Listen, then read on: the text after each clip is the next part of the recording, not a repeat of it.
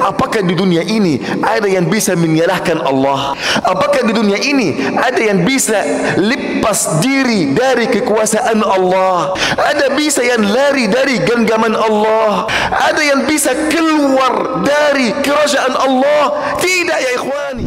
Ketika sudah tertanam tauhid di dalam hati seorang hamba, apa yang akan terjadi? Akan terjadi banyak keajaiban, akan terjadi banyak peristiwa ya ikhwani, banyak peristiwa. Yang pertama, kenapa orang yang bertauhid orang yang sangat kuat di permukaan bumi? Ini soal yang pertama. Kenapa orang yang bertauhid tidak ada seorang pun bisa menyalahkannya? Bayangkan ya ikhwani, Nabi Ibrahim alaihi wa ala nabiyina salatu wassalam, apakah ada orang di zamannya bisa menyalahkan Nabi Ibrahim? Namrud ini orang yang terbesar, orang yang raja yang menguasai semua dunia di zaman Nabi Ibrahim. Apakah dia bisa menyalahkan Nabi Ibrahim? Tidak bisa. Mereka membakar Nabi Ibrahim, sudah membuat kayu bakar dan membuat api yang terbesar di dunia untuk membakar Nabi Ibrahim. Mereka berkumpul kayu bakar hampir 1 minggu. Semua orang, besar, kecil, perempuan, laki-laki, seluruhnya menumpulkan kayu bakar. Untuk apa? Untuk membakar Nabi Ibrahim. Apakah setelah itu mereka sudah menyalahkan Nabi Ibrahim? Tidak. Siapa yang menang? Nabi Ibrahim. Hingga orang kafir berkata, sebaik-baik Tuhanmu wahai Ibrahim.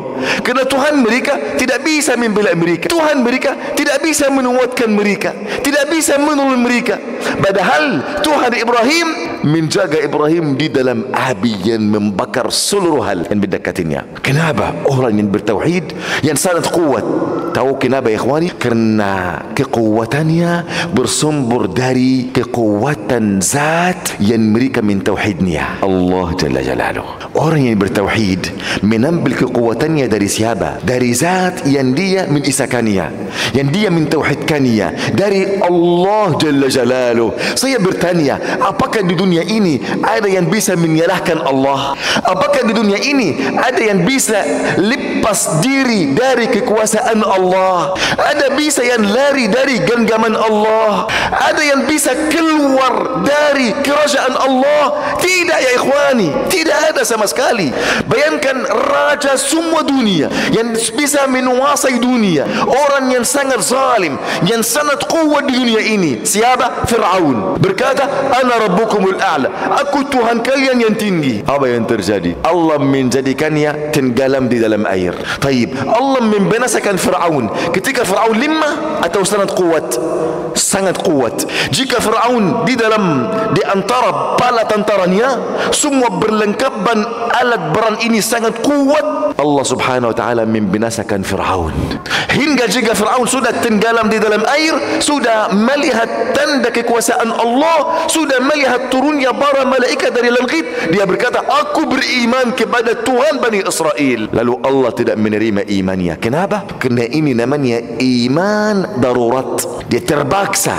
Dia sudah melihat tanda kekuasaan Allah, tidak menerima Allah imannya. Kenapa ya ikhwani? Kerana Allah hanya menerima iman orang yang berikhtiar, bukan orang yang terpaksa. Bagaimana Allah Azza wa Jal membinasakan Qarun? Apakah jika Qarun itu lemah? Tidak, sangat kuat.